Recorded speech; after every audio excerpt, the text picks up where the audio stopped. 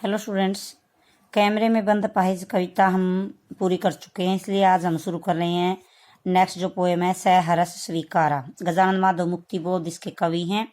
जैसा कि कविता के नाम से पता, सहरस खुशी के साथ स्वीकारा, स्वीकार कर लेना। इस कविता में गजानन माधव मुक्तिबोध ने यही कहा है कि मेरे जीवन में मुझे जो भी सुख दुख के भाव मुझे मिले हैं, मैंने वो सहरस मतलब खुशी के साथ स्वीकार कर लिए हैं। इस कविता में एक जो सबसे बड़ी मुख्य बात वो ये है कि कवि ने भगवान को अपनी प्रेमिका के रूप में अपनाया है। कुछ कवि रहे हैं हिंदी के जो परमात्मा को अपनी प्रेमिका मानते थे और आत्मा को प्रेमी मानते थे। तो यहाँ पर पढ़ते हुए आपको थोड़ी सी इस बात में कन्फ्यूजन लगेगी कि कवि किसको पुकार रहा है।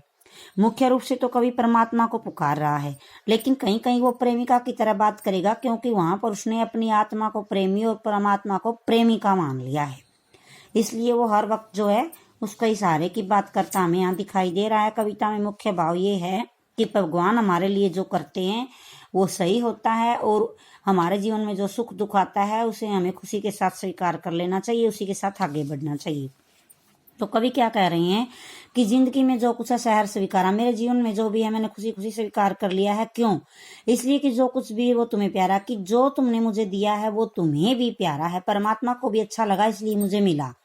गर्बीली गरीबी गंभीर अनुभव, चाहे मेरे जीवन की गरीबी हो, चाहे मेरा अनुभव एक्सपीरियंस से मैंने जो सीखा है वो हो, चाहे मेरे विचारों की दौलत हो, चाहे मेरे भीतर के अनुभव जो भावनाएं हैं मेरी वो हो, सब मौलिक जो दिया हुआ है वो मेरा मौलिक है, मतलब भगवान का दिया हुआ है।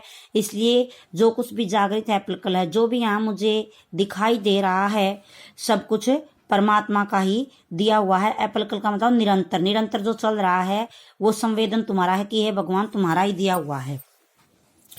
जाने क्या रिश्ता है, कवि परमात्मा से कह रहा है कि आपके और मेरे बीच क्या रिश्ता है मुझे समझ नहीं आता है, क्योंकि आपके प्रेम को मैं जितना अधिक कम करने की कोशिश करता हूँ वो उतना ही अधिक बढ़ता जाता है। मुझे लगता है कि मेरे दिल में आपके प्रति प्रेम का एक मीठा झरना बहता है, और अंदर तो वो प्रेम का झरना है, ऊपर से तुम हो। जैसे धरती पर चांद मुस्कुराता रहता है उस तरह से हे परमात्मा तुम्हारा ही चेहरा मुझे खिलता हुआ हर वक्त मुझे दिखाई देता है।